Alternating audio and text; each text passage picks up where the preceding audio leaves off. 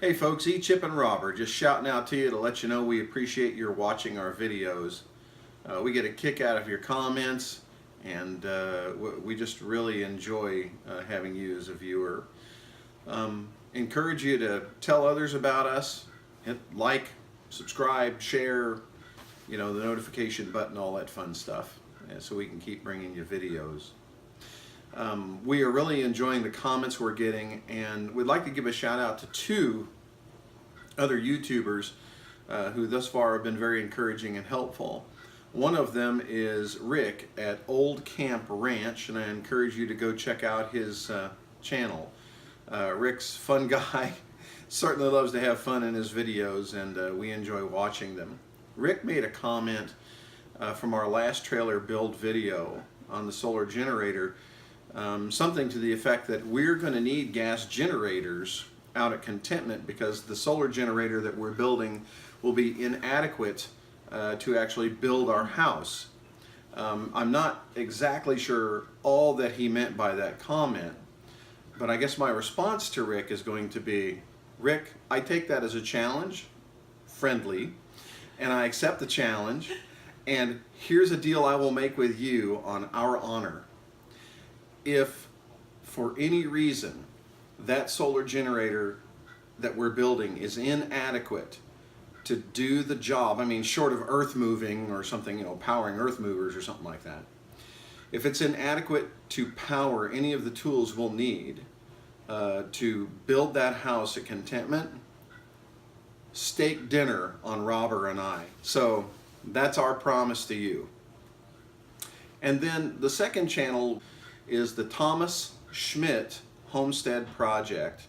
Thomas was very helpful in giving me advice on the axle for the trailer. I really appreciated the advice and really enjoyed talking with him. He's a nice guy.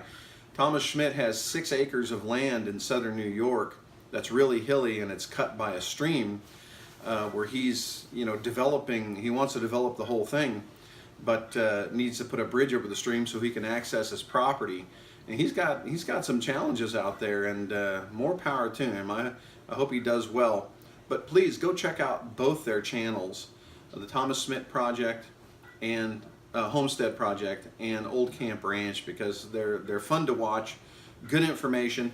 And with Thomas Schmidt, he currently has a challenge going on where you guess the weight of his pigs. I think it's by August 4th.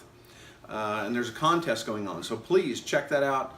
Sign up, subscribe, all the fun stuff that you need to do to be able to enter that contest. I think you'll have a great time. Anyway, we are enjoying building this trailer, I think. Are you? Yes. Okay. It has been challenging. It's been very hot and hard work, but it's coming along, and here's the next video in that process. These compartment doors on the side of the trailer, as you can see, have a nice rounded look to them. Looks sort of like what you might see in an RV. We're doing that on these. A couple of compartment doors lower in the front of the trailer. As you can see, we've marked out our square or our rectangle here for the door, but we haven't done our profiles yet. Thank you, Vanna. You're welcome.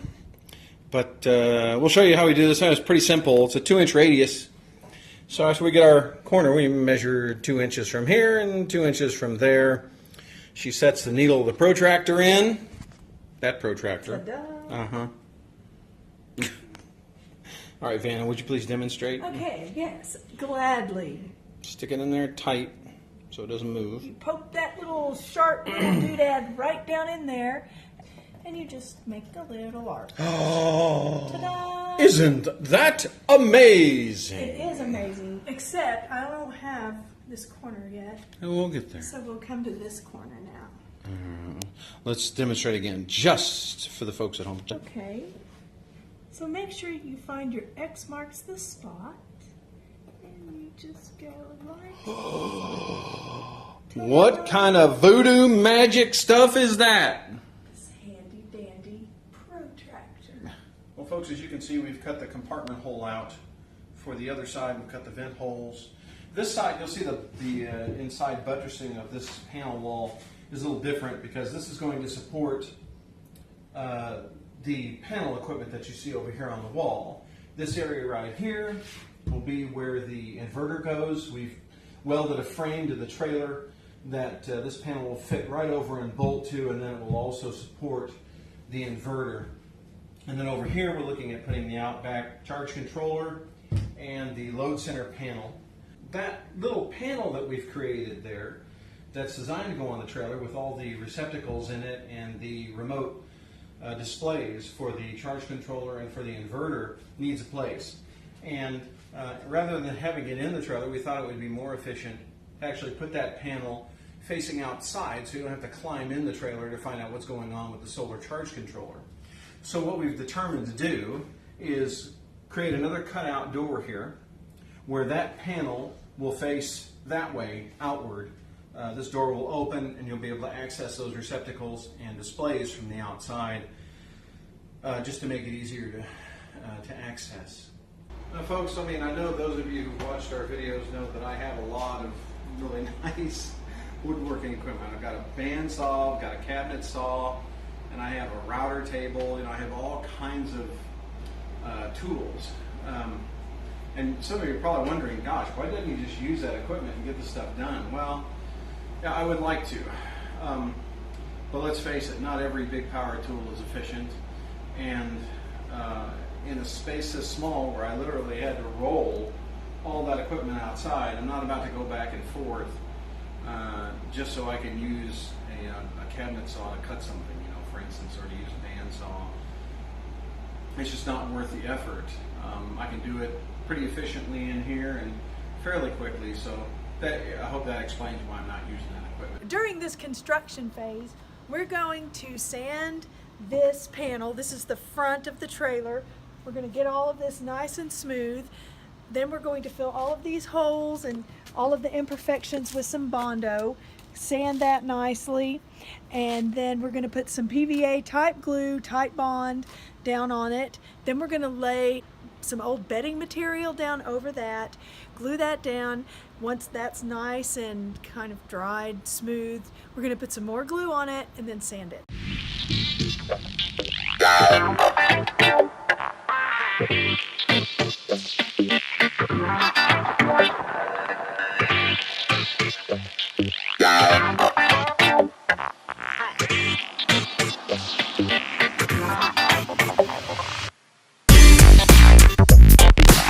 Okay folks, so we finished sanding it. As you can see, we filled those screw holes pretty quickly with that Bondo. It's set up immediately. I mean, you know, this whole process from the time we applied the Bondo to the time we got this sanded, maybe 10 minutes. And so now it's time to apply the glue and the cloth to this. We've got it sanded smooth just the way we want it. We're ready to apply this stuff. And I mean, we're doing this for the first time, so I hope we're able to do a good job. But here goes. Every glue has what they call an open time. And an open time is the amount of time that you have to be able to work with it before it sets up where it's dry, or you just can't work with it anymore. And it's a rather humid day today. And the glue we're using is a type bond. It's a wood glue. It's a PVA glue, polyvinyl acetate, and it's water-based. But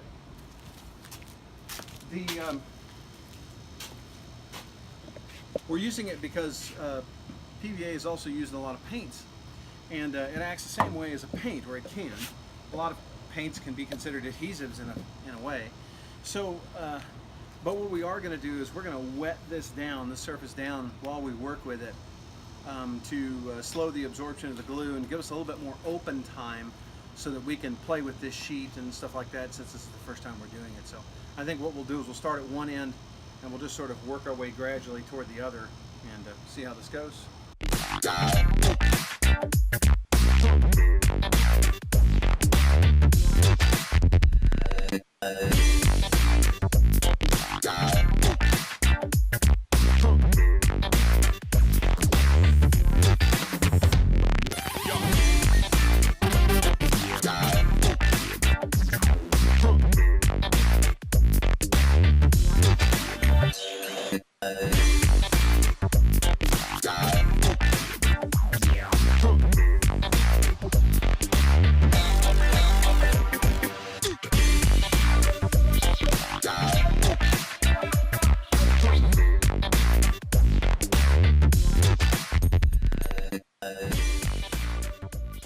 we managed to get the front portion of the trailer, at least beginning, covered.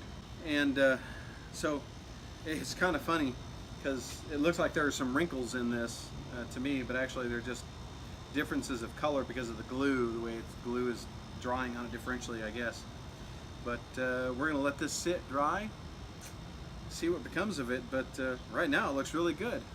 So I think what we'll do is, after this is dry, we'll go ahead and apply another coat of glue.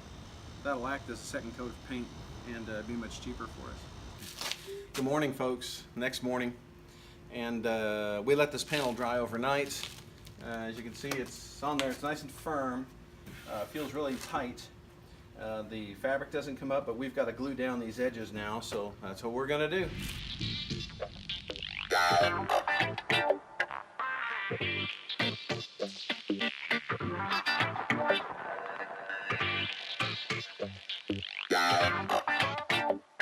Everyone, we put this piece of aluminum here to protect from water, road grime, any other thing that could come up and hit the side of the trailer. We also have sprayed the underside of the wood on the trailer and the side pieces with a black undercoating, which will help to, again, protect from all of the road hazards.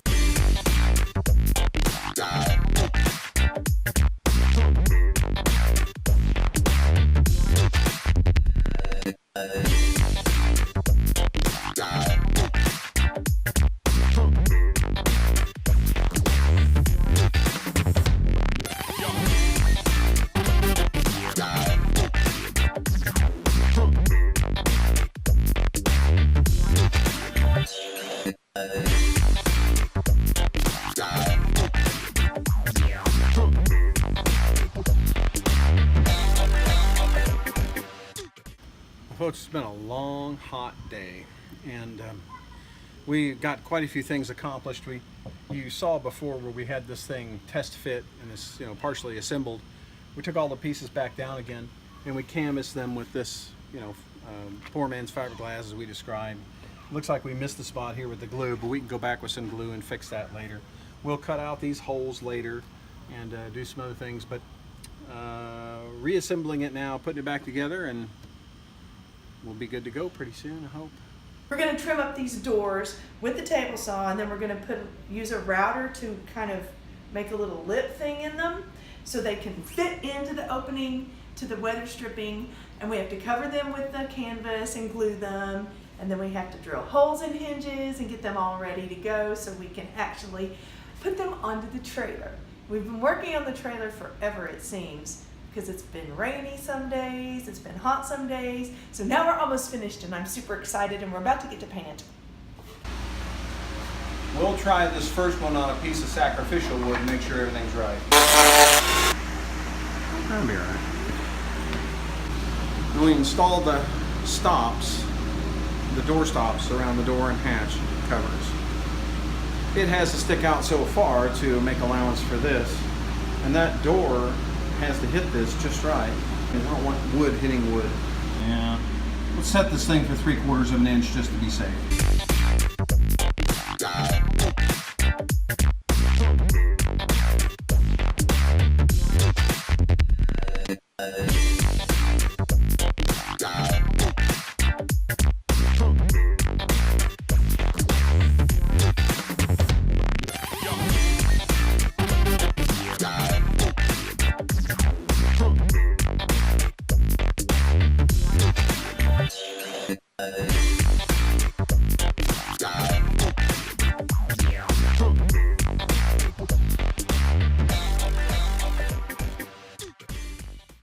Okay, folks, out here at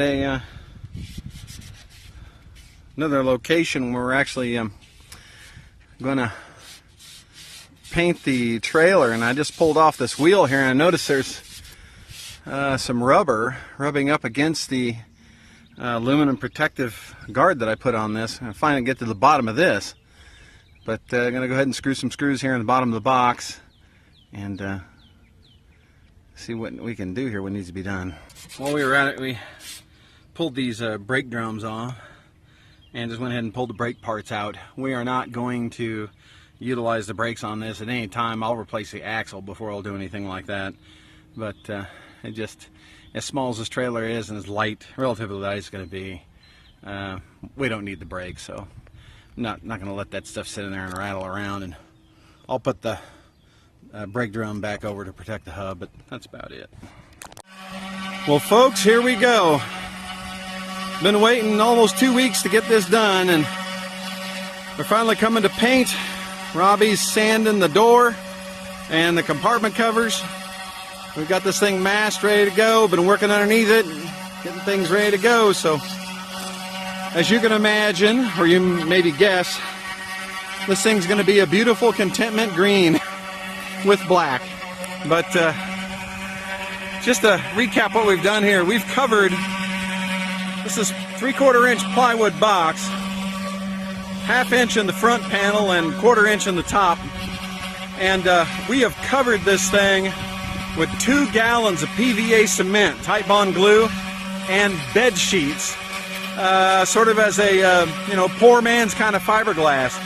It's great for protecting the wood, holding things tight, and helping to waterproof. And so we'll cover it with some paint too, and get this thing done. But here we go. Oh, Robert, how's it going there? Good. Enjoying it? Yes. Today's the day. I know. We finally get to paint it. I'm excited. Ain't it grand? Mm-hmm. Okay. It's fun. Let's do it. Are you ready? I'm ready.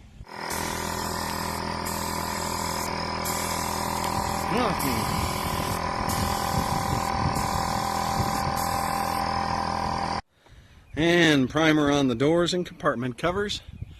There's Robber on her way up to the top to paint the roof. Gonna put a nice primer on the roof.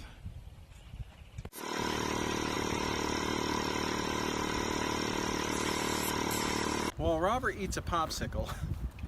I thought I'd point out to you, she went ahead and finished priming the doors, panel covers, and the trailer. Getting ready to put the color coat on it.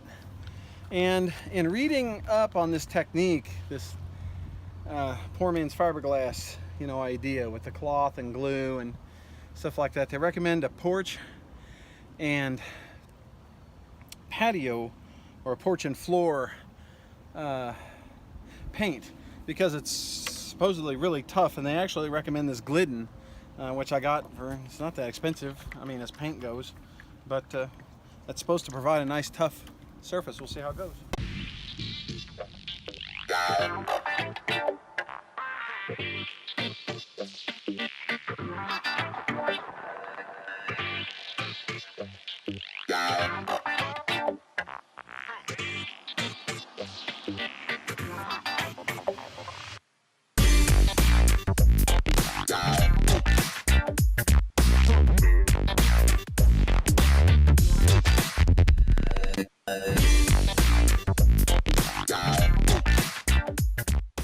We're finished painting the trailer.